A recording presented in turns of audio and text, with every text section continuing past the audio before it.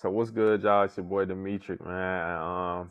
Today I'm actually doing something a little different, something that I've never done before. But I feel like really I just felt inclined to kind of do this. My boy Trey hit me up, say he wanted to link up. It is Jackson State homecoming weekend, so people coming in town. He said he was gonna come in town, so and he wanted to link up and have a conversation. I was like, hey bro, let's put it on camera. Like, why not? I mean, you might as well go ahead and share everything that we're doing or everything that we talking about with people on the internet or just people, our peers, you know what I mean? But so yeah, so this is new for me. I don't know how many episodes or how often I'm gonna be dropping podcasts or gonna be doing them in general. I just know whenever I do them, then y'all gonna see them for sure. Yeah, so we're gonna go ahead and hop into it. Got my boy Trey. Okay. Yeah, so I'm Trey Murray for anybody that doesn't know me. Currently, I'm a merchant at Walmart in corporate America. Also, I do real estate as well as sell digital products. I graduated from Jackson State in 2021 before transitioning to corporate America, and I started in real estate in 2019 before I started wholesaling. Yeah. So I actually met Trey through a mutual friend, Meezy. Shout out Meezy if you're watching, bro. But yeah, he kind of connected us together. We were both interested in real estate, during our tenure at Jackson State University, and it kind of just once we connected, we just kept in contact. Y'all should see him in the video. We went to Nebraska, Yeah. Omaha, Nebraska, to the Berkshire Hathaway annual meeting this year, 2024. And y'all should see him as well as another one of our mutual friends, I guess, Yeah. DeWitt now. So yeah, so you should see him in that vlog. If you haven't seen that, go check that out. But yeah, so go ahead. All right. So as you said you from um Brookhaven. yeah, Brookhaven, Mississippi. Yeah, so if you don't know, Brookhaven is a small town that's probably like what? How far you Yeah, think? about 45, 50 minutes away from Jackson, Mississippi, and about 2 hours away from New Orleans. Yeah, I guess that'll be a good question then. Like, what drew you to Jackson State then? Yeah, so what actually drew me to Jackson State, I went to JUCO first. So I went there and I got me a scholarship where I had a full ride to go to Jackson State. So I was like, oh, that makes sense. And then most of my life, I ended up being like one of the only black guys in my class. So I was like, dang, what if I could actually just be around me and a lot of my people where I'm not just like the only guy that's different. Yeah. And then I went to Jackson State and then also like then my roommate from Colin, as was one of my other homeboys, also went to Jackson State. So like, yeah, we'll just all go up there together, and it just made sense for us. For real, which one? Who the Yeah, roommate? so it was my boy AJ Floyd and then my boy D Bryant. I don't think I ever met him. But Yeah, they went up there 2019, 2020, yeah. So you ended up graduating 2021. 2021. Yeah. All right. And your major, man, what you majoring Yeah, so I in? majored in business, finance, and management. So originally I went into school to try to be an engineer. Then I was sitting in class one day, we have labs as engineers. So I was Yeah. like sitting in labs. And I used to hate staying there like 11, 12 at night. I was like, man, this sucks. I was like, imagine when I actually get my job and just like my life and I didn't like it. So I was like, what could I do to pivot? So I was talking to one of my professors, like, you real good with the numbers and stuff. You just don't feel like this is your passion. You ever try business? So I was like, yeah, that might be a good fit for you.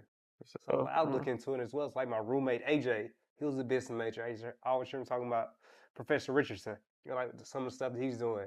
And like during the time it was like up in our dorm, I see him just randomly looking up careers in Beverly Hills. I'm like, dude, you ain't getting a career right there right now. Why are you looking up careers in Beverly Hills?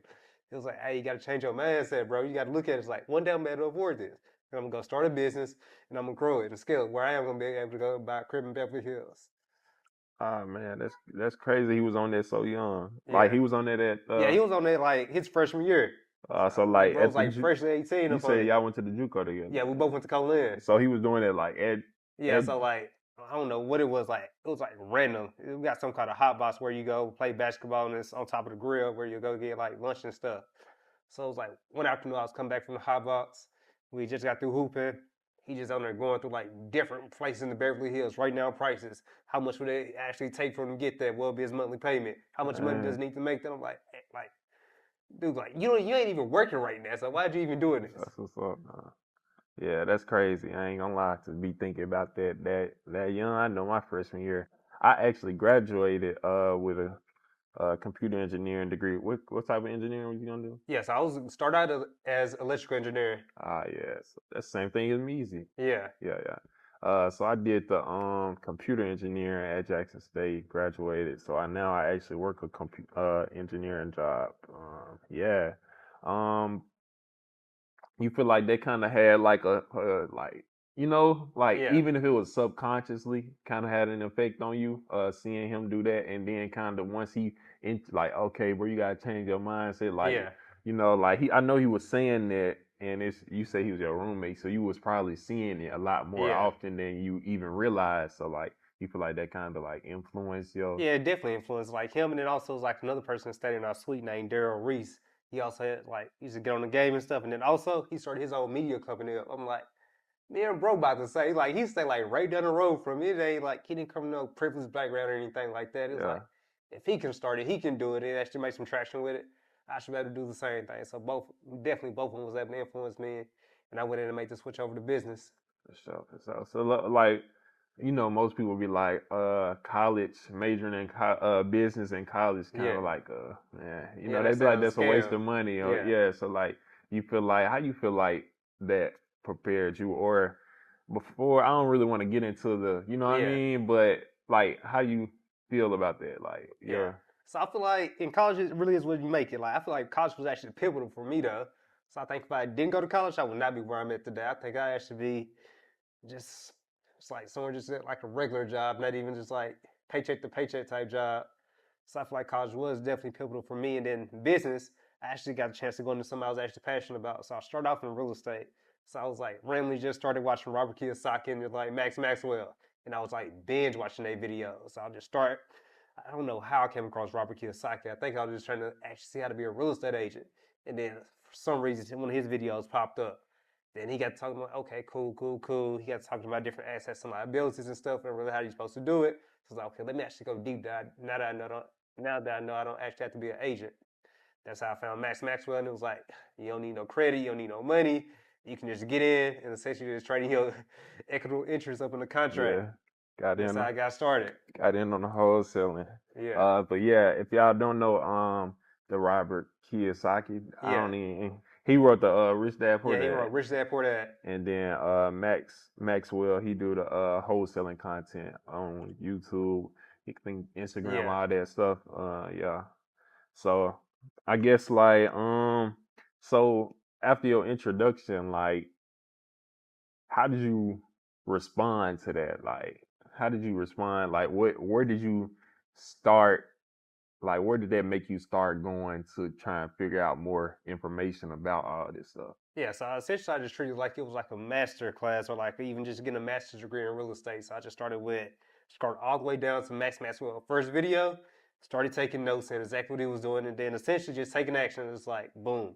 It was like, hey, you just go to the county website, go put somebody's name in, go find their number and call them. So And I you was in essentially, this in college? yeah, so this was right around that time I was going to Jackson State. So I found out about Robert Kiyosaki probably May right before I went to Jackson State. Then in August, it was like full throttle. I'm just going with it. So, I definitely remember Measy when he introduced. He was like, well, when he told me about you, he was like, yeah, bro, I got a bro that do the wholesaling. He was like, he told me like you were real serious about it, how Yeah, you was really locked in, and you really be studying and doing deals. Cause at that time, for those that don't know, me and my friends were building in college we started yeah, building we started a wholesaling company, tried to build it up, and we did a couple deals in college, but I feel like we yeah, weren't really serious about mm-hmm, it. Like, we weren't, we was college kids. yeah, Like, I was 18, 19. I think we started junior year, so I was like 20 probably. yeah, And we wanted to do it. We said yeah, we wanted to do stuff, but uh, just wasn't focused for real. So how you end up doing that in college? So yeah. So me, I came from like a sports background, so that actually I feel like helped me out a lot. So whenever I was transitioning up over, I didn't have nothing else to focus upon, and I essentially had like a lot more time now. So I was able to just like, okay, if I don't listen to music, if I don't watch TV, I'm not about to do nothing. So I ain't worried about no girls. I ain't going out to parties or nothing until I give me a deal. Whenever I give me a deal, I can pop back outside. So essentially, I just College, cut everything else off. Like, it got to work, or I'm going to sit here and be bored and try to figure it out. in college, bro. That's crazy. I can't. And you was 20. You I was saying, like, 2021. dang, bro. That's crazy. I ain't gonna lie. Somebody lock in like that. And then what's crazy is you were still doing the schoolwork too. Yeah. So you was locked in with that outside of the schoolwork. Yeah. I actually think that empowered me more to go do schoolwork. Because before it's like, it's cool. How's it actually going to help me in real life? So now some of the lessons I'm learning, like from accounting, just even just like had a Microsoft class. And before that, I didn't know how to use Excel. I was actually mainly doing it on pen and paper. And then just if I would go out and I didn't bring my paper with me, I was like, I don't even got my leads to go check stuff off, or I wanted to, drive for dollars and quickly put something in my phone. I didn't have like a good system how to do that. But once I learned how to use Excel, oh boom, let me go put this in Excel sheet. We got 123 Main Street with John Smith and their phone number 80, whatever. Yeah. Well, so what did a college day look like for you at that time? Yeah, so I'll typically start even then, I was trying to start my day off about 5:30, go run. Then we listen to podcasts the whole time I'm running. Then come back in. Then I'll just actually try to write down what I actually gained from the podcast. So I'm like, okay, I'll try to at least get 1 or 2 lessons that I'm actually going to go out and use. I'm like, okay, boom. Then I'll go set my goals up and review them. It's like, say, if I know that I need to, listen to at least one chapter in the real estate book that day, call 50 people, and just go down right there. Then I actually go do all my classwork because after 2019, COVID happened. So essentially all my classes were online. So I could just manage it from there. Yeah. So in the Nebraska video, Yeah. I actually asked you. I said, so do you feel like you had to build these habits, and like how you feel like you built these habits enough to be able to like apply them at 20 years old? Like, were you super consistent with this, or this just like best case scenario day that you just described? No, I'm pretty consistent with it. So I'm actually a person that actually like keeping stuff consistent, like doing the same thing over and over and over again. So I actually feel like that just came natural to me. It's like during the summers anyway, we had to be up at 5 to go to football practice. So it was like, I just stuck with it. And then throughout the years, running times, we had to be up at 5. So I just like, get up at 5 wasn't no problem. Then the other stuff is kind of just like lifting weights and going out to do conditioning. So I just subbed that out. It's like, okay, I might not spend 4 hours in the gym no more. I might only spend an hour in the gym. The other 3 hours now, I actually got that additional time to go in and, go pull leads, read books, and do other stuff. Yeah. So essentially, it's just trading stuff out, saying what's your top priorities. So it sounds like you saying like your athletic background really kind of instilled these principles in you, Yeah. and you just kept the momentum going instead of like that's crazy. That's what's up. Yeah. So as far as okay, so what just for the audience, you know what I mean? I watch a lot of podcasts. I know my personal favorites are EYL, Yeah. or Earn Your Leisure if you're looking it up on YouTube, Instagram, any of those platforms. What else? What else? Well, I'm gonna think of them, and then you can Okay. you probably got yours like off the top. Yeah. Yeah. So I definitely tap in with bigger podcasts like the Real Estate Podcast and Money Podcast a lot. Stay up on there almost every day. Like you said, Market Mondays, Earn Your Leisure, on there pretty often. Social Proof, Founders Podcast by David Senecal, I think his last name is very valuable. I think that's a really good podcast. Founders, I ain't never heard of that one. Yeah, so Founders, so it typically goes like Sam Walton, Jeff Bezos, Phil Knight. He goes breaks down their whole history, reads their biographies, and it's like, hey, these are the key lessons. This is how they became successful, and then shares it with everybody. So I feel like, if you didn't know the Phil Knight story, he actually tried like several different sales jobs. He was like, damn, I'm just a terrible business person. I shouldn't even be doing this. Then he took a bet with Nike, but he actually was passionate about running. He actually ran the track in college. So while I was in Oregon, he partnered with one of his coaches and he started a shoe company.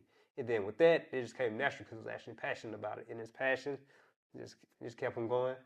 And he just learned like tons of stuff just from there. So just like, I feel like once you find your passion in something, it just makes it so much easier for you. So I feel like that helped me out a lot too, just for business and real estate.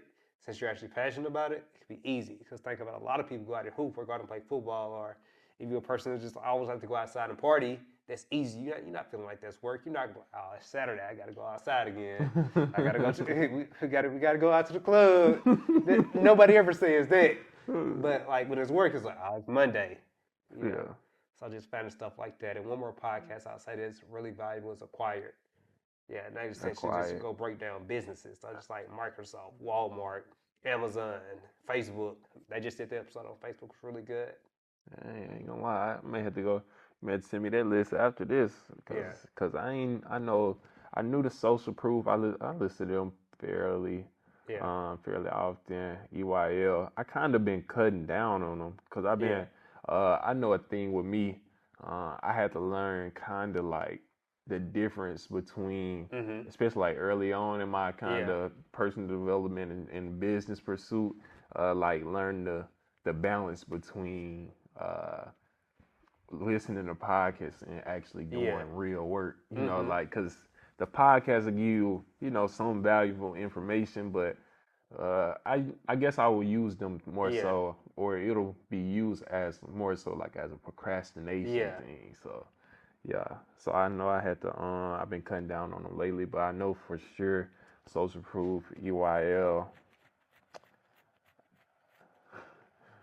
I really can't think of it. I'm gonna for sure come back to it by the end of the thing if I can think of it. But yeah.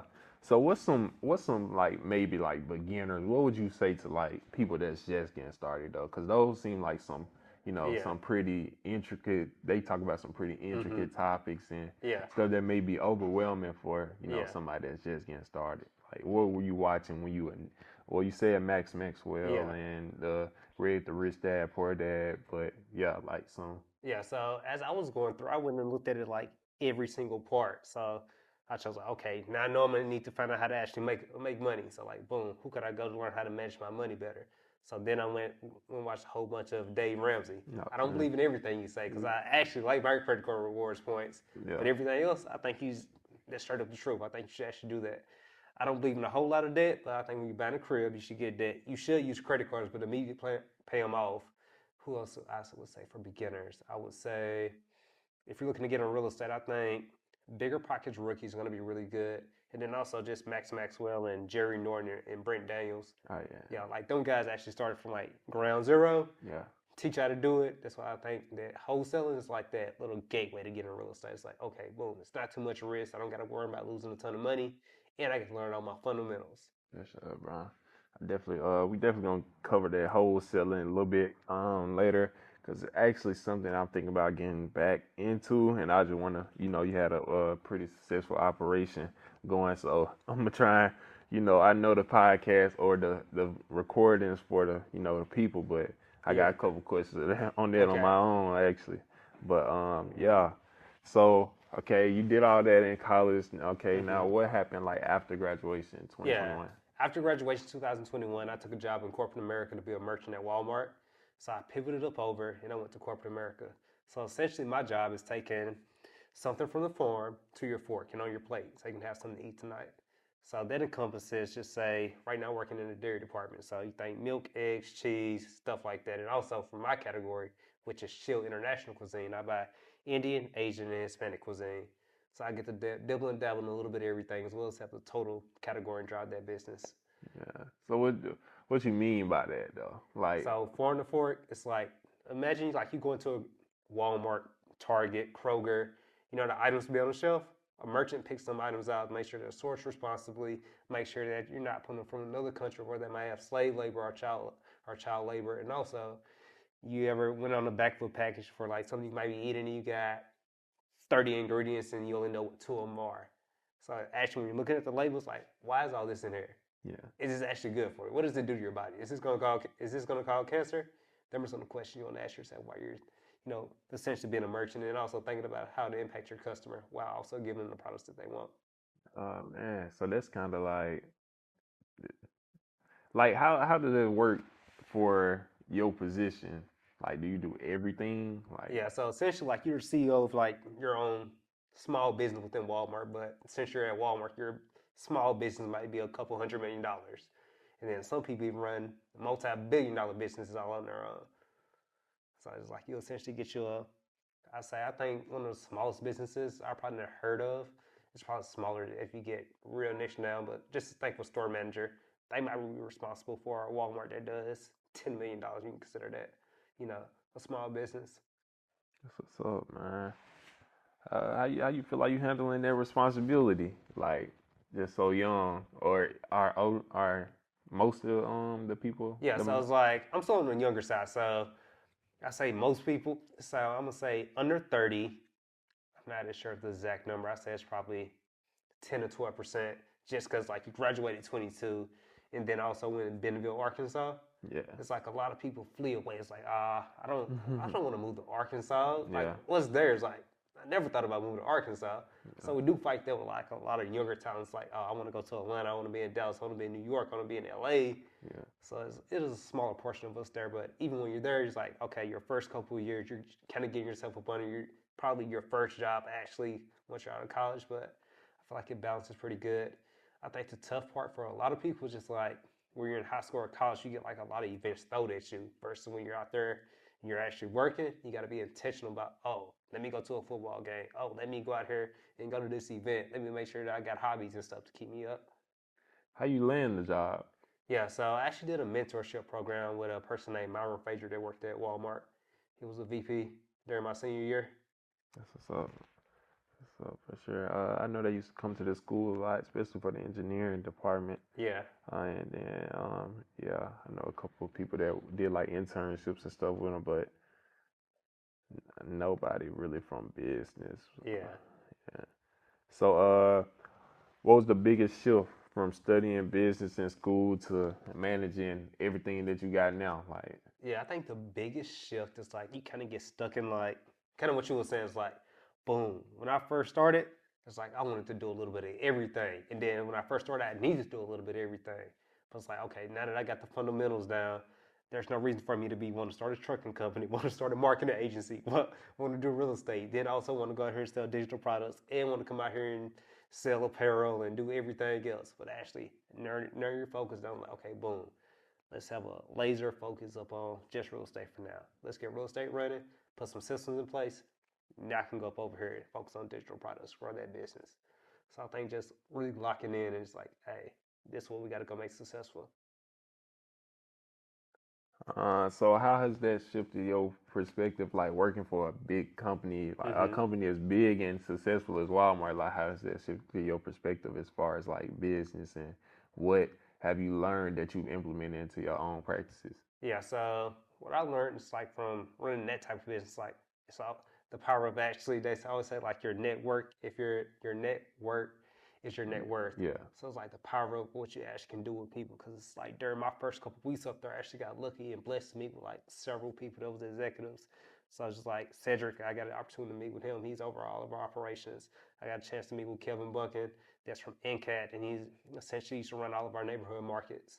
So I got a chance to meet with some like highly influential people, and also I learned how to lead better. It's like, okay, just say I might make a small request that I'm just really just being curious, but if I ask one of my replenishment managers or my business analysts to about something, they might think I want them to actually go do their work, but I might have just been actually just curious about it, and it caused them to do more work that was unnecessary.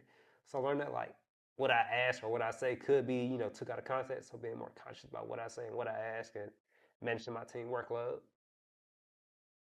you can give me like an example, or as far as like a real life example of something that happened. Yeah, so one time I was just curious about something, so I was like, hey, we had this one order for an item, that was coming in low in inventory. I was like, hey, are we just selling through good up on this? Or is like, are we got a real problem here? But it was just like a curiosity question. Cause I kind of was already kind of digging into it.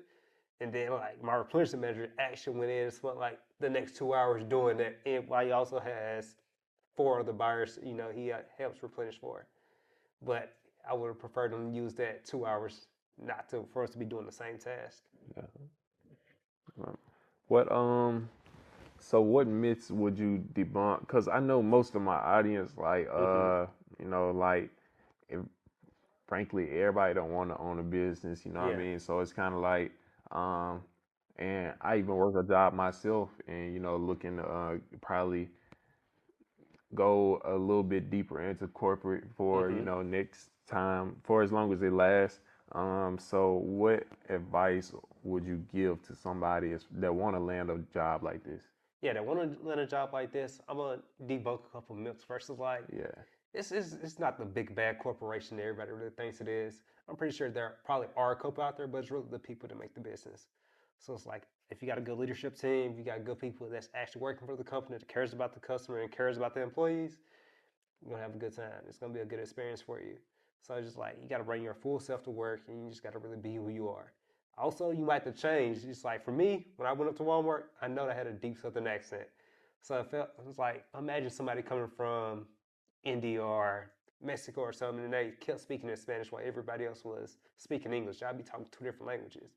So that was like the hardest part for me. It's like, okay, I'm speaking plain English, but unless I say something, kind of smart or aggressive, that's the only time you can understand me. So that was frustrating. But I was like, okay, I can still be my authentic self and still be from Mississippi, but talk a little bit more clear and be more concise with my words.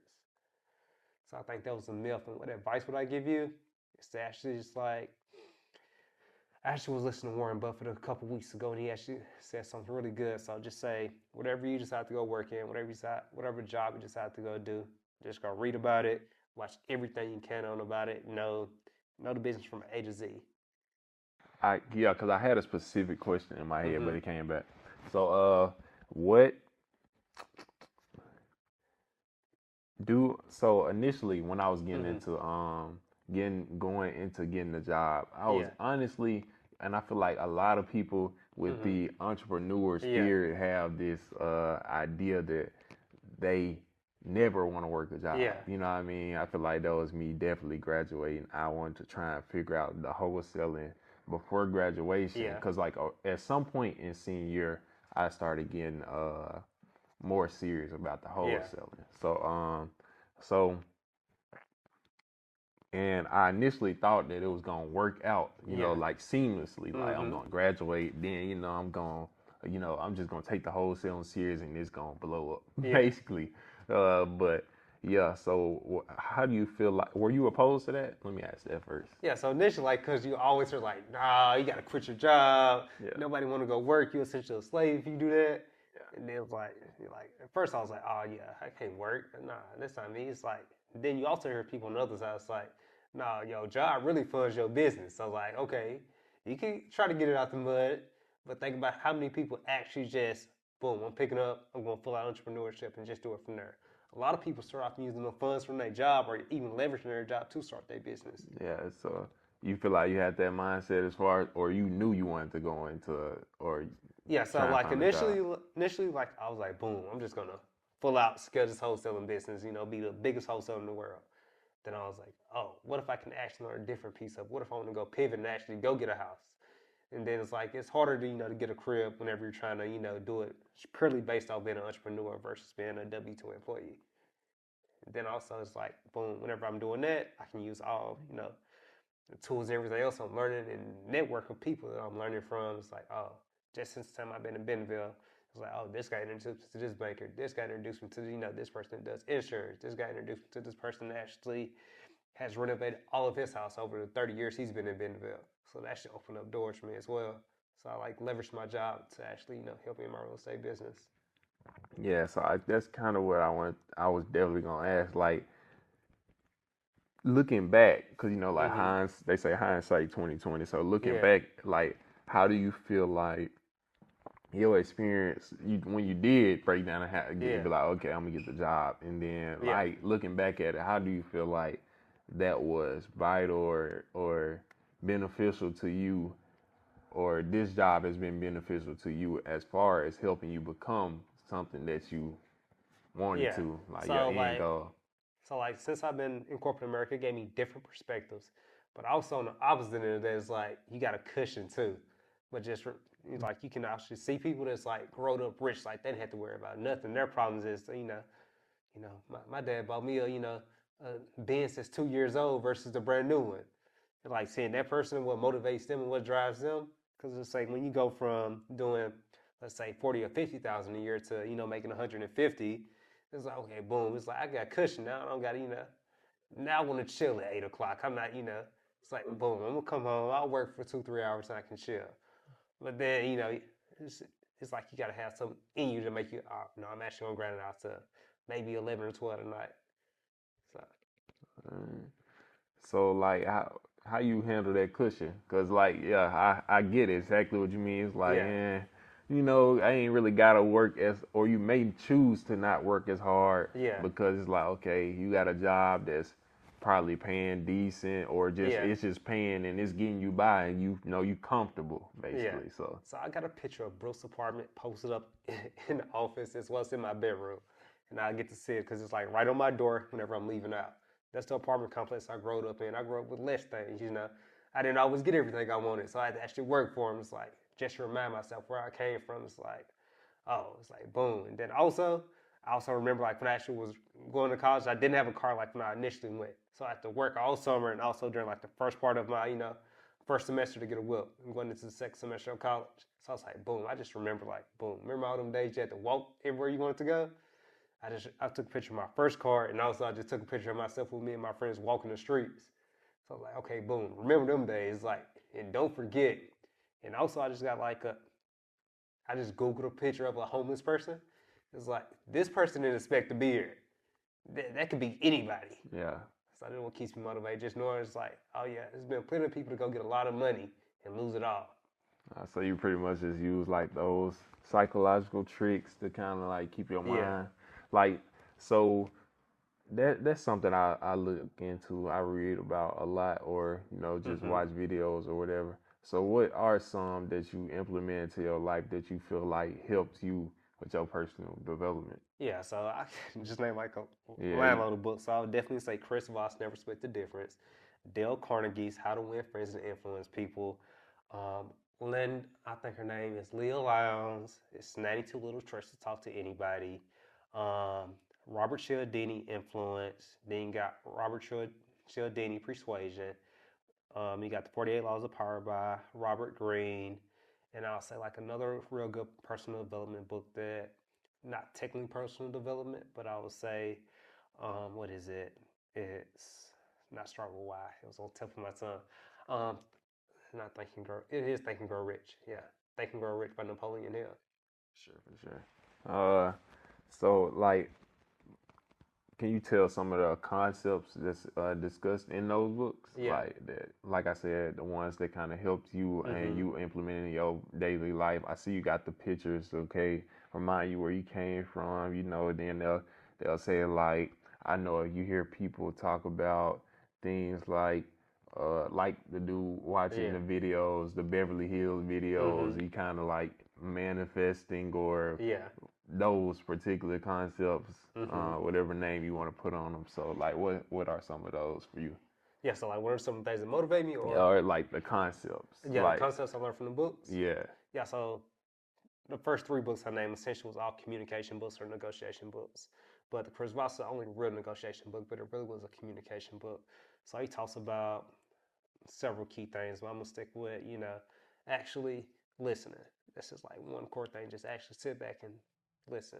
And he talks about how important silence is in the conversation. If you count to, just say if you do 10 Mississippi, if I just stood here and didn't say nothing for like the next 10 seconds, 9 times out of 10, you probably gonna say something and be like, hey, did you hear me? Just try to get me to say something else. Putting the ball back in their court, using people's name. Like a lot of times you communicate with people, especially like whenever you're over the phone or something, you're not going to see like a lot of the nonverbal cues. It's very important to say somebody's name. So I learned that from Dale Carnegie. Then also, it's like several lessons that I can really go in. Which one I think would be most impactful? 92 little tricks to talk to anybody. Smile. Just like if you come and like gently smile at people, that's just open people up. Cause you have a mug on your face, you can be like, "What's up?" But if you smile like, "Oh, what's up?" It's like, "Oh, them two different things." You yeah, mugging somebody and say, "What's up?" Y'all might get into a little situation. You smile, it's like, "Oh, they just speaking to me." yeah, So it's like just little tricks like that. And then Robert Greene's, you know, his 48 Laws of Power. I feel like everybody should read that book. Just like I think it'll be tough for me, to even pick one thing in there just to go with. But if I had to choose it, actually, I was talking about this on Early Leisure. But if you ever do have to go to war, you got to destroy your enemy. You got to totally destroy your enemy. Yeah, I think that'll be the one take away I from think that. I seen the episode that was saying that basically like come in with a different strategy every Yeah. time, or like don't set one strategy. It Mm-mm. was like, and they were discussing that book. I mean, I'm not sure if it was a book, but it was the story Yeah. how to do it. Did the he was used to being on time or Yeah. something, and then he showed up like 2 hours early, and it destroyed it. It kind of like threw the enemy off. You know, Yeah. like for sure. That was a good episode. I've been watching them a lot lately. I can't lie. Yeah. Okay.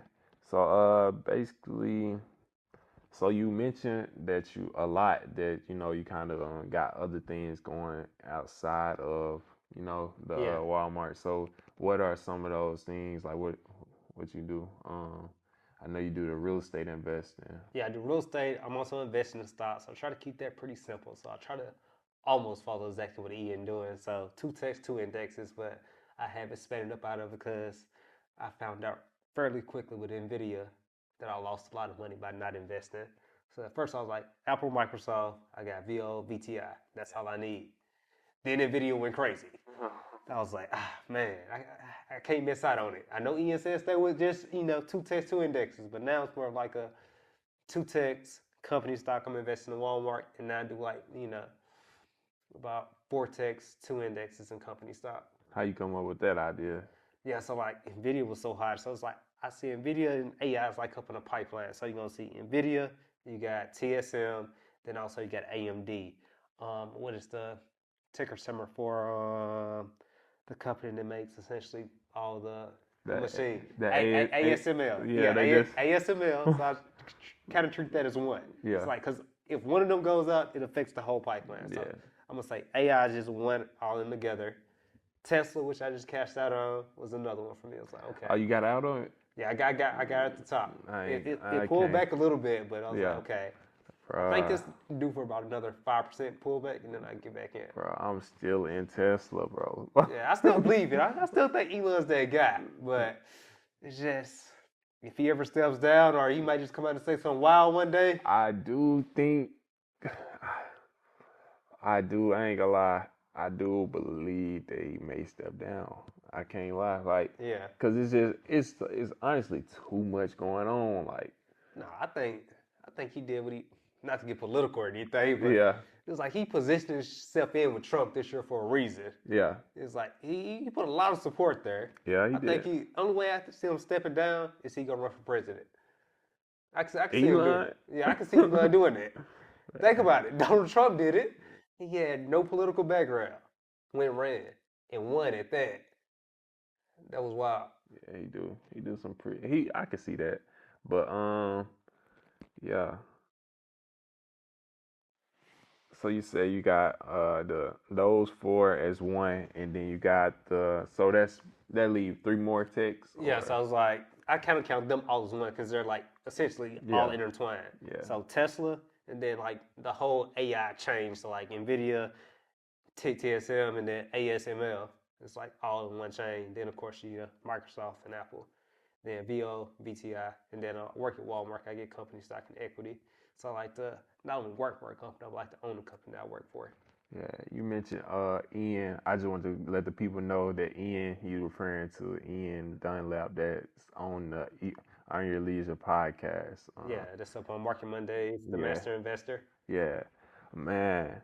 I can't market. If you're interested in the stock market, for sure you need to check out Market Mondays. I can't lie, that's a game changer. Like I watched it every Monday. Like I know you said it on the Nebraska vlog. You watch it Monday night and then take notes Tuesday morning. Yeah. Yeah. You still do the same thing. Yeah. So now that we got AI, they take my notes for me, and I just kind of go in and just like.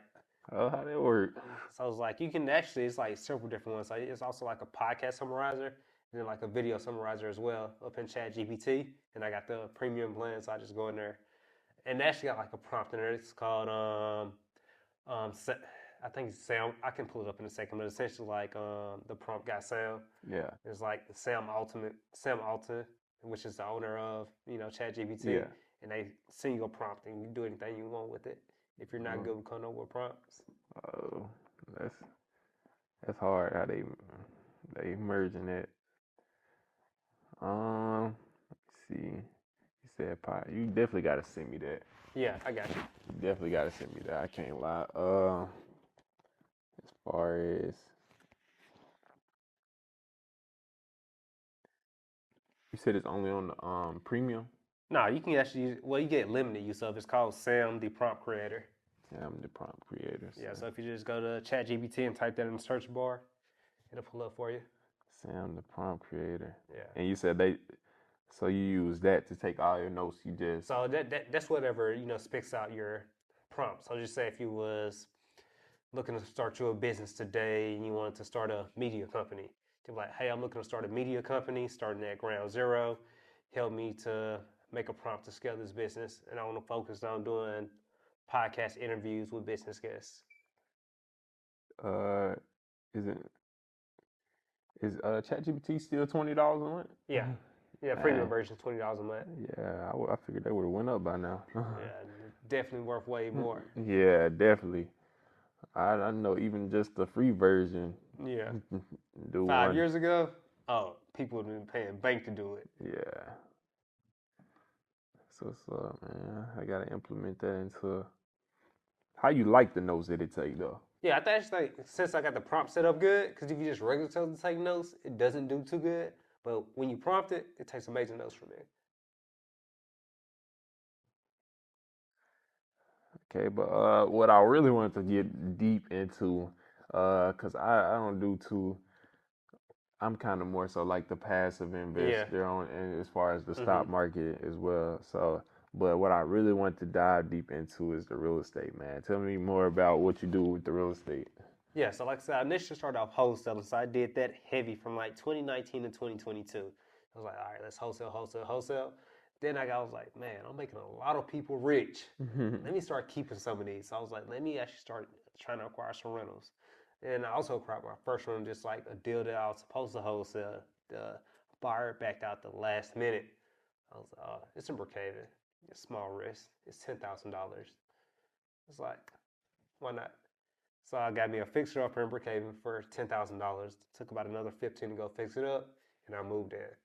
So that's how I initially got into doing like rental properties. And I moved in, stayed for a couple months. I graduated from Jackson State.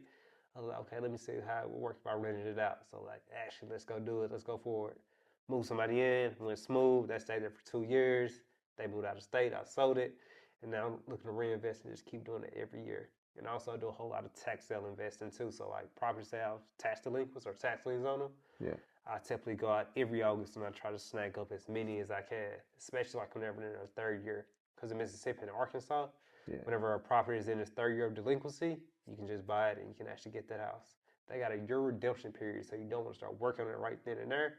But after that year redemption periods, it's yours to do whatever you want with it. So it's the 3 years, and so then they get the 3 years. So if you just say, if I had a house I wasn't paying taxes on my first year, I was like, okay, this year one. Next year I don't. Third year, it's like boom. Whoever gets it in the auction during that first and second year gets it. Then you get another year to come pay them all their money back as well as interest up on it to try to get your house back. But if you don't, it'll go to them in the fourth year. In Mississippi, I think it's the 2. Yeah, Mississippi's 3, and then also they get a redemption year. All right, so 3. Yeah, so if you ain't never been to Civic Source, that's real good. And then govease.com. Yeah, I've been on GovEase. Yeah. Yeah. I plan to do I've been looking into the tax. I didn't really see because I know I had a friend that did it. And I didn't really see. Basically, they paid it, so it's he got 19% on his money. 19%. So it's like essentially it's like a free 19% on whatever you pay for it if they 19. Do come back to. Yeah, 19% over the 2 years. So it's like, just say if properties was on there for $100, he bought it for $100. Then on day 364, the homeowner pays. Now they got to pay $119. So he gave $19 just from buying it and paying the taxes on it. So that's the strategy that you're focusing on now? Yeah, so either way, it's like I'm winning. He's essentially getting 19% of my money. It's like, outside of these last 2 years, you're not hearing about people getting 19% return. So it's like, oh, that's a really good return for me. So you say you moved out of the wholesaling. Was it something that you didn't like about it, or? Now, it wasn't that I just didn't like about it, but wholesaling took a lot more time. So it's like you had to really be out there driving for dollars. Even if you wasn't driving for dollars, you had to really be getting leads and actually make like a whole lot of phone calls.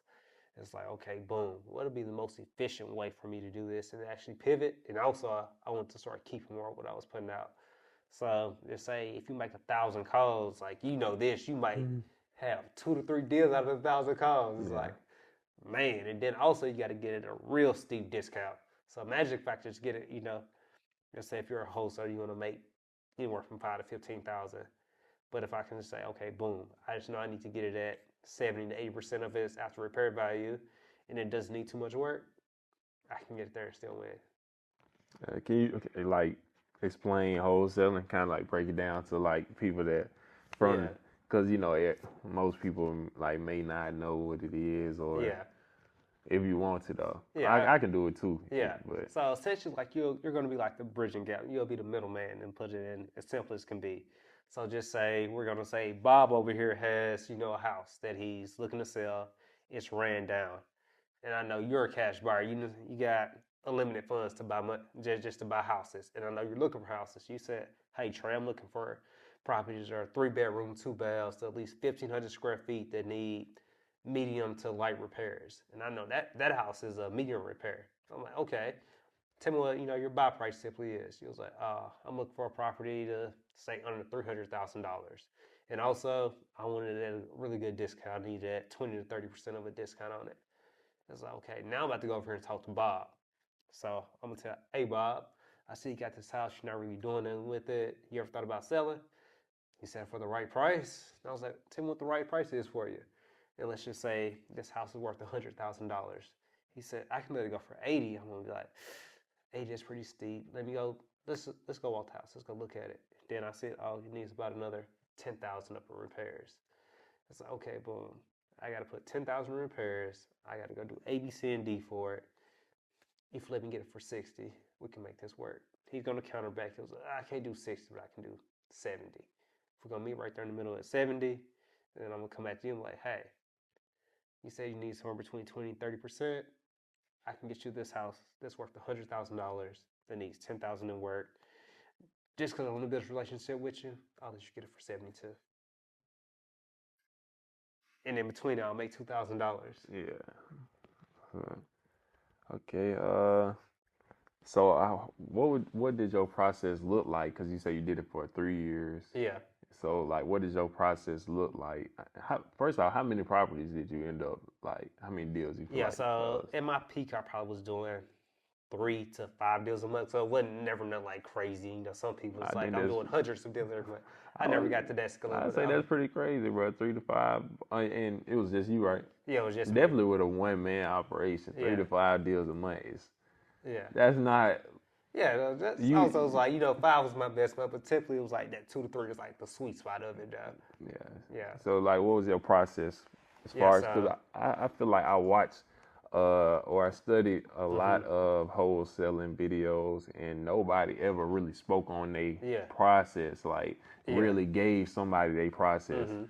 So I feel like it's my duty Yeah, as somebody that searched for that question so yeah, long to ask somebody who was yeah. successful at it what was their process. Yeah, so it's like we're gonna go to knock education all that about because you got to do that first. So let's say I'm actually in my day-to-day business. So of course I'll start off. Leads is your lifeline. If you don't got no leads, you ain't got no business because you don't got nobody to reach out to. So I will go to the courthouse. They have like this book full of like tax delinquents, and also I'll go pull all the probates, foreclosures, get all them. So I go scan all them lists, and essentially that's extra 5,000 leads right there. So I'm like, okay, I got 5,000 leads right here.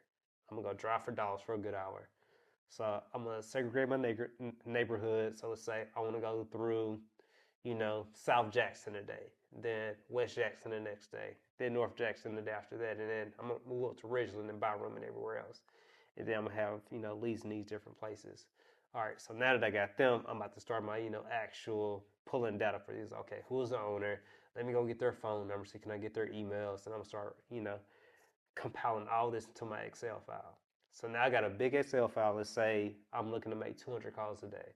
So I'll give me a set number of calls I want to make. So for this instance, I'm saying I want to make 200. I know an average call could take anywhere, if they don't answer, it could take 15 seconds. If they do answer, if you have a long conversation, it's probably going to last 10 minutes. But average conversations probably last about 2 minutes, right? Yeah. So, all right, let me thinking about all that. So to do that and make 200 calls, it's probably going to be an all-day type thing. So I'm probably going to start at about making calls at about 9 o'clock and probably going to finish up about 6 or 7 in the afternoon. Then while I'm doing it, it's like, okay, did the person answer? I'm going to put yes or no. Then also, if they answered, were they interested in selling? Did they say they wanted me to come see the house? Did they just say, no, there's no way I'm selling, don't call me back? So I'm also labeling, determining how warm the lead is. This is a good lead.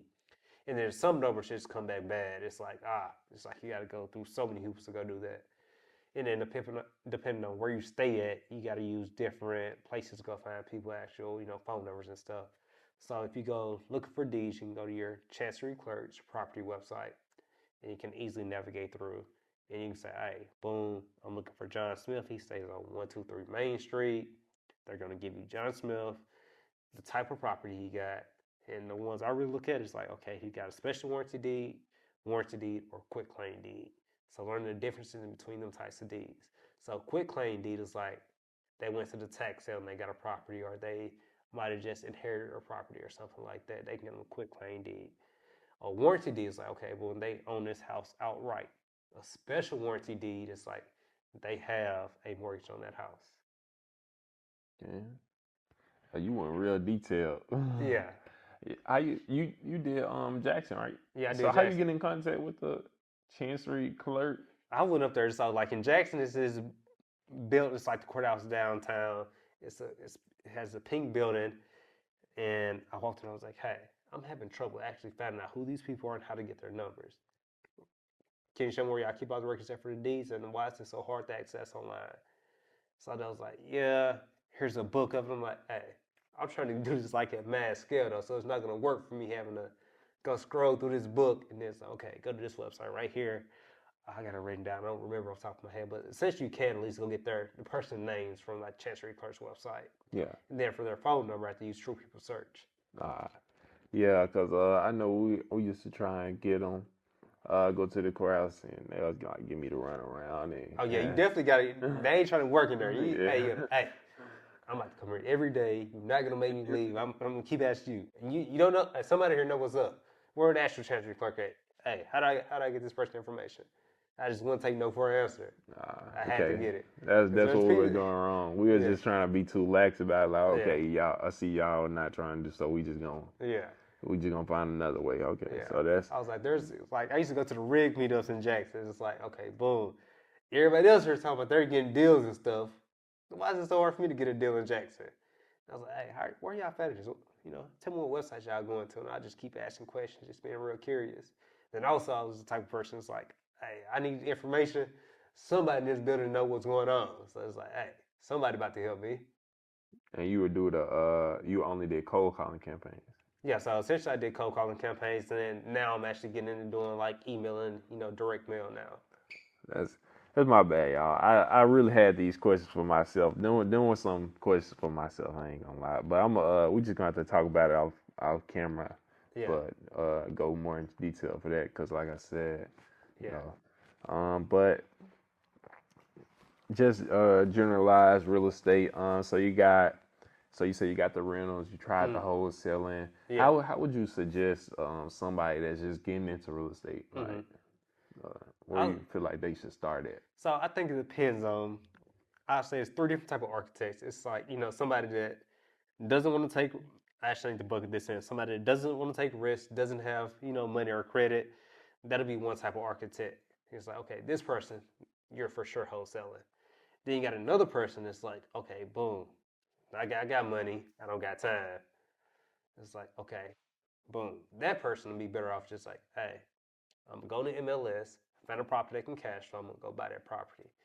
It's like, now the next person a little bit more balanced out. It's like, I can do a little bit of both. Like, I got a little bit of money, I got a little bit of time. I'm not, pressed or anything.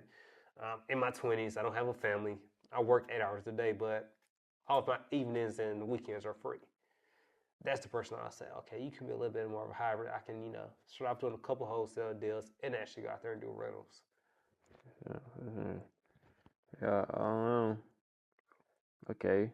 What advice would you give somebody that's interested in real estate? Yeah, what advice would I give to somebody that's interested in real estate? I'll say just go learn everything from like the whole process from A to Z.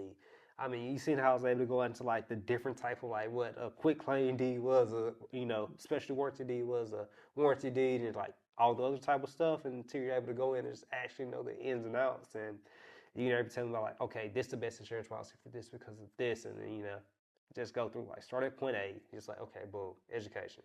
Who are the best real estate investors in the world? Do you know who Sam Zell is? A lot of people might not like Donald Trump, but he actually succeeded in real estate. Like, what are these people doing? Go figure out who Sam Zell is, Donald Trump, and then also like the Maxwells, and go follow, all the bigger pockets, and go back to episode 1 and see what they was talking about, and scroll from there, take notes, read 10 books up on it. Then once you do that, you're gonna know over your first year, you're gonna know so much, and you're gonna be, if you're actually implementing what you're learning, you're gonna be ahead of so many people. So just learn it from A to Z and implement what you're doing.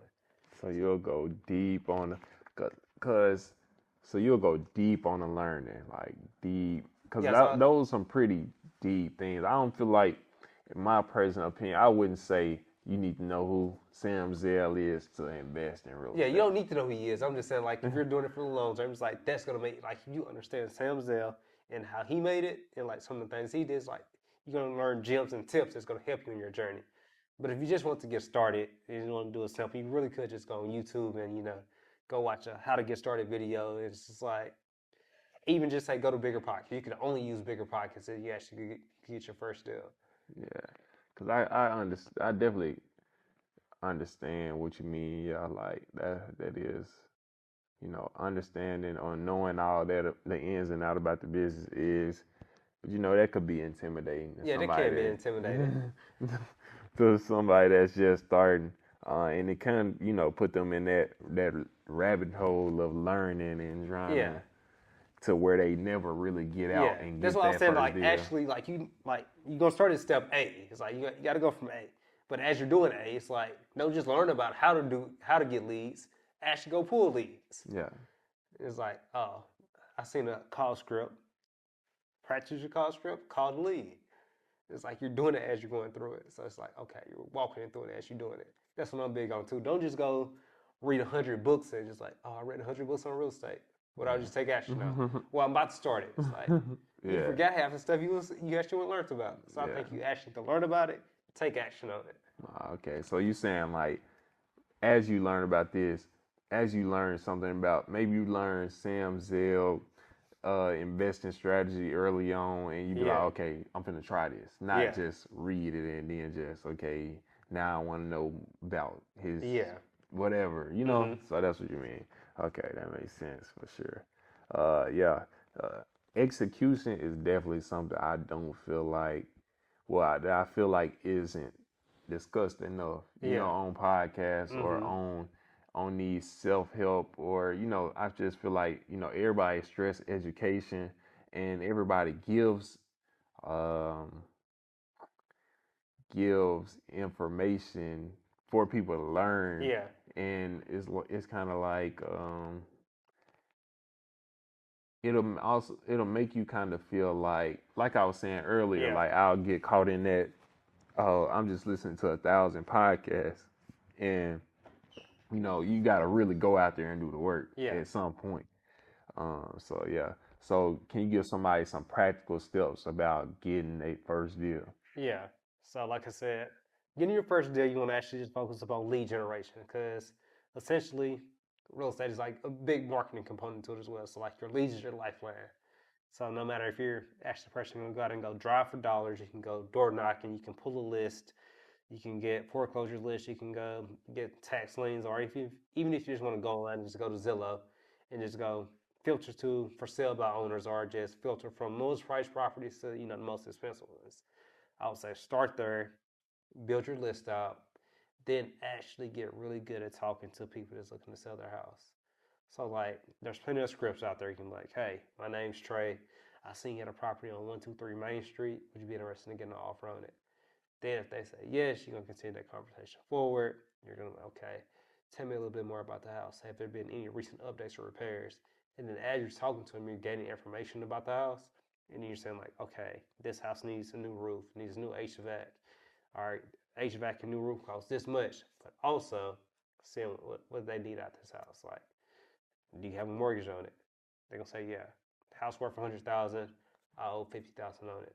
So now I know their bottom line offer is 50,000. So it's like you learn that piece. So focus on your leads. Actually get really good at just talking to sellers and then analyzing deals. So you only buy off market. So you can. There are some deals on market. It's like I done came across a couple that's actually on market. Just been sitting on there for tons of days, or even like a deal I'm looking at right now. A builder built it in Bentonville, but they didn't put garages in this certain subdivision. But everything else is brick and has garages in Bentonville. So it made it less worth, and nobody bought it. It's been sitting up on the market for about a year and a half.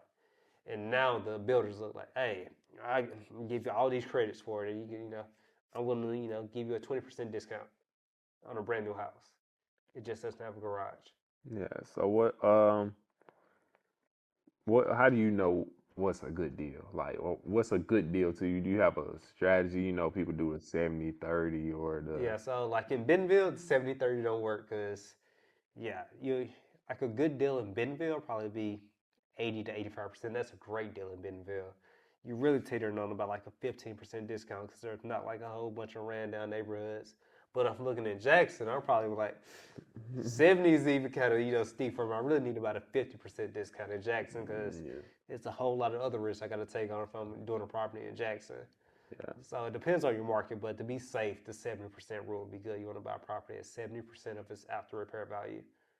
Yeah, and so just giving that in numbers or examples, so it'd be like $100,000 property, and then he's saying that you would probably want to buy it at 70% of the value, so that'll be like 70K if it's no repairs. Just assume no repairs. If repairs, then you'll just add, or you'll just subtract the repair estimate from the 70,000, and then that'll be your purchase price. So, yeah. Okay. So, market. You mentioned how knowing your market is kind of important. So, what market research do you suggest? Like, you gotta do. Like, you need to do this.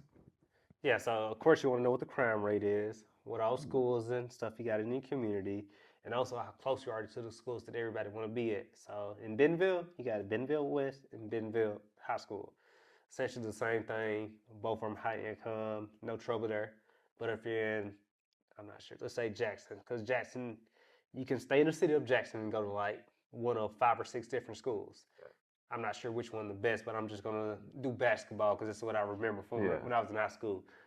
Malik Newman and Callaway is what everybody wanted to be if you was a hooper. Yeah. So just say if you want to be with the best team, you want to go to Callaway during the time Malik Newman was there. So that's gonna be school A. And I don't know who was the worst school during that time, so I'm not gonna throw out a random school. Yeah. But just say school number J for Jackson was the worst school up in the district. That's the school that nobody wants to go to. It's tons of crimes. Nobody really graduates from there. There's always something going on. That's the school district you want to stay away from.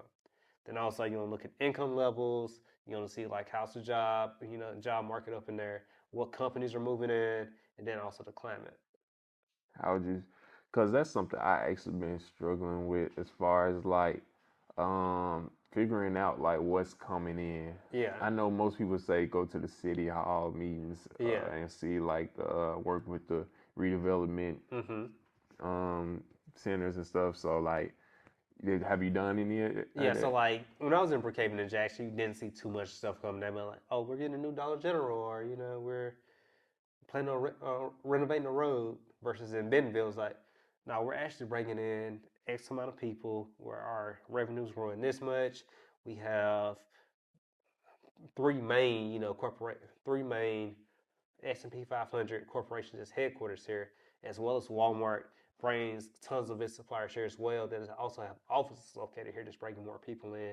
Our population is expected to grow another 30% over the next 5 years, just because of like all the organic growth we're getting in here and different people coming in. We're also building up, our bike racks. It's biking capital of the world now is Arkansas.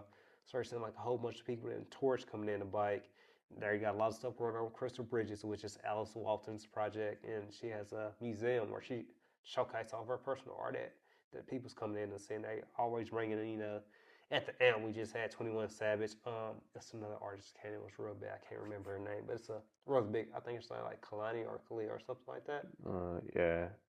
But she was just there. It's like, okay, now you got people from other areas. So, it's like, oh, I'm coming from Tulsa. I'm coming from Kansas City to go see more. Whoever my favorite artist is. So you get to hear stuff like that. Versus in Mississippi was only, was limited to what type of activities and growth the city was having. Okay. Okay. So, what do you typically look for? Yeah. So what I'm looking for, like when I'm evaluating new markets, like is people coming or leaving from here. So that's gonna really, determine your demand. It's like, okay, boom, is people coming or leaving? What are people actually making in here? Are they able to afford this type of unit? Are they able to afford their rents or afford to buy houses here? Then I'll look at like, okay, what is the age? Like, what are their ages? Like, if everybody's looking to essentially go to retirement homes that's in here, it's like, oh, it might not make sense to come here and be buying single family homes and apartments when all of them just going out to, nursing homes. So I'm looking at stuff like that. And then, of course, like I said, the school districts and crime rate. Yeah, where you find this information? I know it's most of it usually be on the MLS websites. Yeah, so actually, learned how to do magic. It's something called artificial intelligence. You go to ChatGPT. Gemini actually really good because Google has tons of stuff you can pull in. You can actually just go Google, which is Gemini. You can go just put it in Gemini and be like, hey, give me market research. Give me, how many people are in this area? What's the average age? What's the average age of a home? What's the crime rate? And it's going to populate all that for you. So I would just use Copilot, ChatGPT, Claude, or something like that. Okay, and then I do want to touch on some ways you using AI in your real estate strategies, but I want to ask, okay, because we talking about the people that's interested in the real estate, they getting their first deal. Okay, they did their market research, they found that they got some leads, and what's next? Financing. So like, what are some of your favorite ways to finance homes? So my favorite ways to finance homes is actually going to the bank and getting a loan. Going there to get a mortgage. Check out MG the Mortgage Guy. He teaches you how to go from A to Z from like, hey, this is all the documents you need. This is who you need to go to. This is the credit score you need. This is some of the stuff you can do to fix your credit score to actually go out here and get a loan. So start with him, and then actually, depending on your state, you might end up getting a VA loan, FHA, or you can just go straight up conventional. Yeah, that's what's up. Yeah, that's MG the Mortgage Guy. I probably don't watch every single video. I ain't gonna lie, but he ain't really been posting that much lately, bro. So I ain't been posting as much lately. But if you want to go back to and watch Random Gems, or just even when he's breaking down anything. Yeah, Rants and Gems. That's were them actually posted on the MG the Mortgage Guy? Because I'm trying to make I'm mentioning them anyway. Check out Rants and Gems. Rants and Gems is all of them under the EYO network now. So it's like technically it's under the EYO network, but it's Rants and Gems. Has his own channel within the EYO network. Check out them, and then so they got the leads. Now they got how they want to finance it. That's so you'll recommend that for a beginner. So like you could try to go hard money or go try to find private money, but like I tried that route a couple times. Like when I was first getting started off, it was easier just to go walk in the bank and like, hey banker, I'm looking to get a mortgage on this versus trying to go out and find somebody that's gonna give you a hard money loan that's gonna charge you an arm and a leg for it. Really. And then private money, you actually need some really good relationships. I haven't worked as much with private money, but from the people I have talked to about it, I was like, yeah, it's all about your relationship with that person to get private money. That's what's up. And then okay, so now they got the deal. One question that I feel like I wanted to ask, and I ask most investors I come in contact with, like, how do you decide whether you want to rent or like rent it out or flip it? Yeah. So it also depends on your strategy there. So it's like, for me, it's like in Bentonville, I know like I could hold it for a couple years, rent it out, and then when the time comes, I know the appreciation has been rising so much lately that I'm able to, flip it eventually. But now I just want to go ahead and actually stack it. You know, I heard a good saying, I forgot who said it, but they said wholesaling is like a good, quick. It's like it's a quick pay. You know, renting is forever pay, and a flip is a fat pay. So we discussed your job Mm-hmm. and you were active real estate investor. So how do you balance that? Like, how do you balance having a job and being a real estate investor? Or Yeah, so I don't think I'm balanced at all. I don't think nobody's really uh, balanced. So it's yeah, like I kind of burn a candle on both ends. So it's like average day I could go in the office about 7:45, and I'm out of there by 5 to 5:15. Make it to the house about 5:30. I'm probably actually going through my emails and stuff while I'm eating to go see if anybody emailed and called me while I was at work. I follow up on my calls, go pull some more leads, and I'm actively calling people at 8 or 9 o'clock at night. Then I'm getting more leads, watching videos, and seeing how I can improve my business to 11 as well. So it's like and I'm then what? not the best balance at that right now, but also it's like I don't have any kids or anybody I'm responsible for, or I'm not married, so I don't have anybody say, hey, he ain't talk to me out there, nothing like that. You know, Yeah. Okay. So you 12 to so then you sleep 12 to 5. yeah. So, okay. So you talked about the reason I had started like that Mm-hmm. acting like that because I remember in the Nashville, dang that wasn't Nashville, Omaha. Omaha, Yeah. Nebraska vlog. You mentioned how you don't believe balance Yeah. or yeah. So mm, but how I guess I'm trying to find the right word, but Yeah. basically,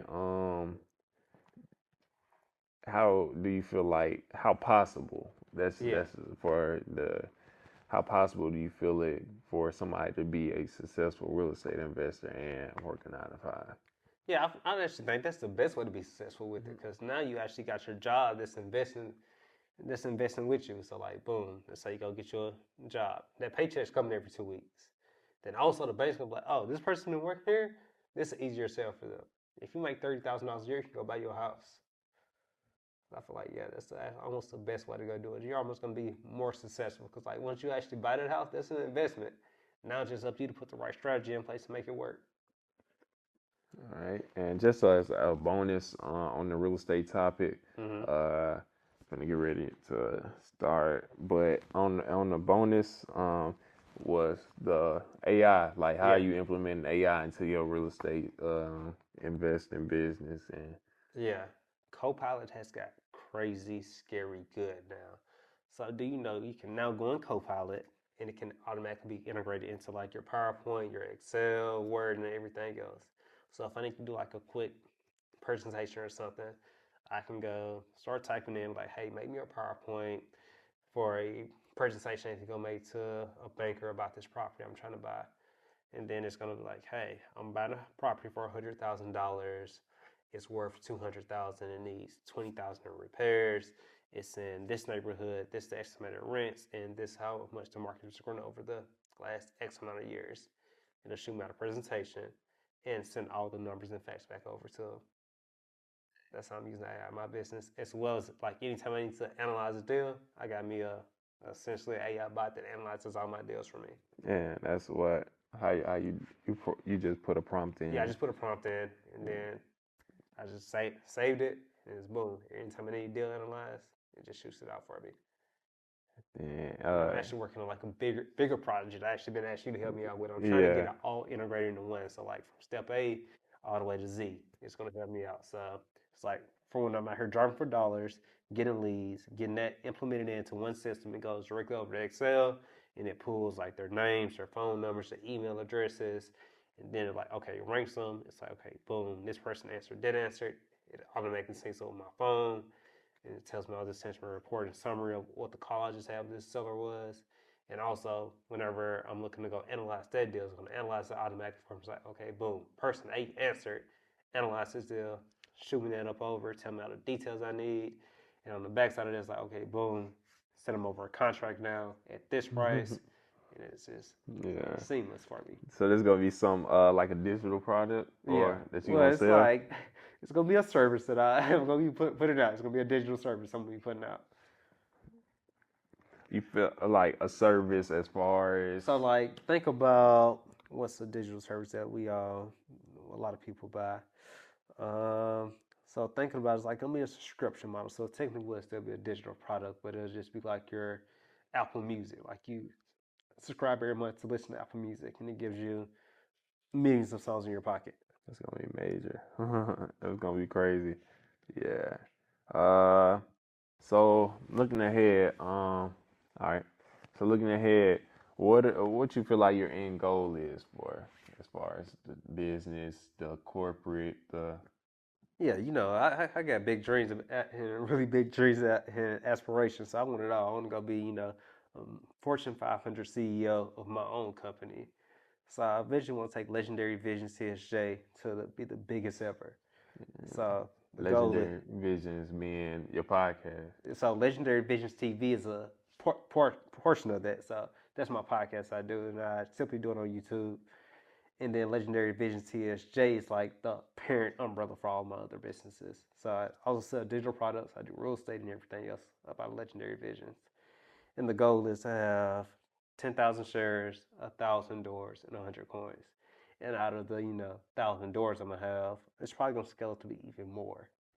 Yeah, bro, I truly believe in you. I can't lie. Yeah. That's why I had to get you on the podcast, bro.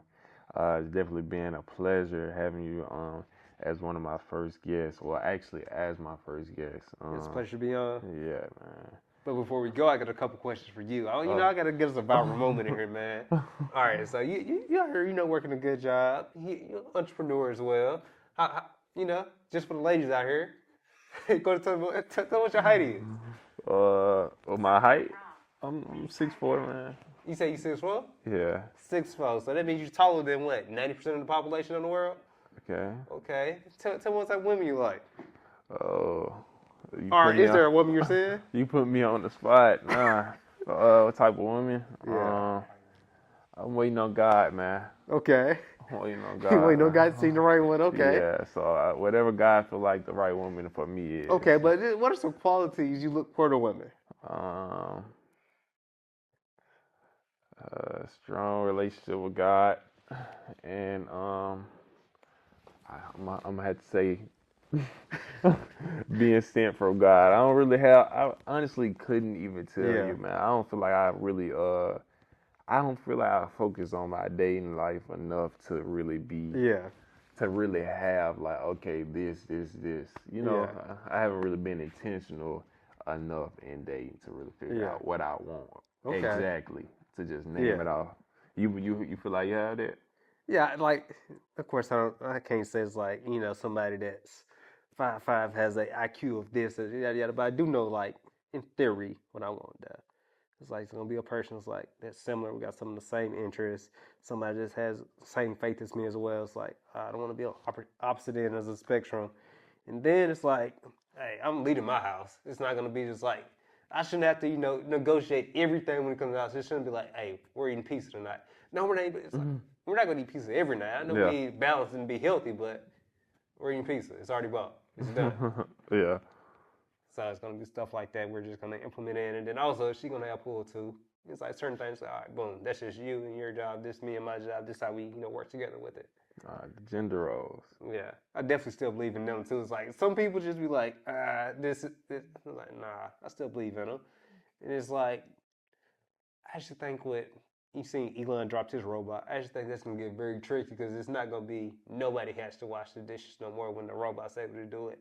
Nobody has to take the trash out and mow the grass no more when the robots are doing it.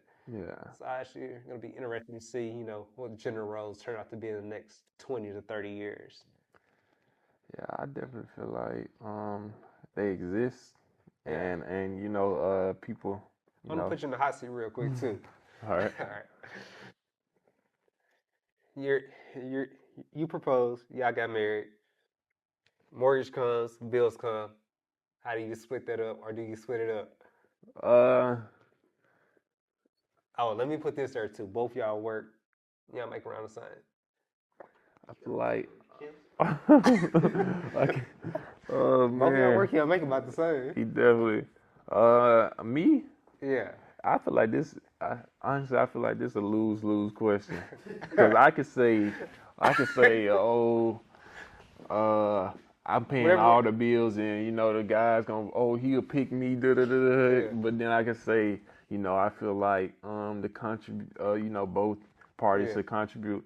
But honestly, that is my answer. I feel like I grew up in a household that where both people contributed to, and we kind of like it's like Yeah. not really like we don't have our own separate Mhm. money. It's like our Yeah. money, and we just use our money Yeah. to take care of our responsibilities. So I feel like Yeah. I've seen it work Yeah. in my household. So I Yeah. wouldn't really deviate for something else that works. Yeah. So that's probably my answer. Yeah. Okay. All right. I'm done putting you in the hot seat. Yeah. All right, man. Yeah, those are some intriguing questions. Yeah. They were trying to get me. For sure, but yeah, it's been a good episode, man. I appreciate everybody for watching. Um, like I said, don't know how often we're gonna be doing this, or how often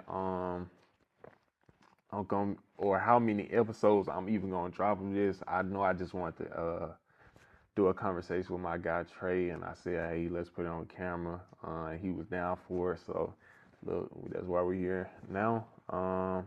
Any last words or any advice that you would give to somebody? Just Yeah. So advice I'll give to anybody would be, to actually zone in. It's like sometimes you actually got to miss out, and it's like, hey, I don't got to go to every party. Sometimes I'm going to give up music and TV, and I'm actually going to have to lock in and be disciplined. So just be consistent. It's the best advice I can give you. Actually sit there and just like, it's just like getting a six pack or, losing weight. Eat right and go to the gym. It's simple. It's just not easy. yeah. That's what's up. Okay. Then y'all know me, real big dream chaser. I definitely say, yeah, chase your dreams. I kind of didn't want to say that because that could be different things that could be misleading in some instances where your dream may not be in alignment, but that's along with beliefs and a whole different topic. Yeah, I appreciate everybody for watching. It's me, your boy Demetrik, man. We out.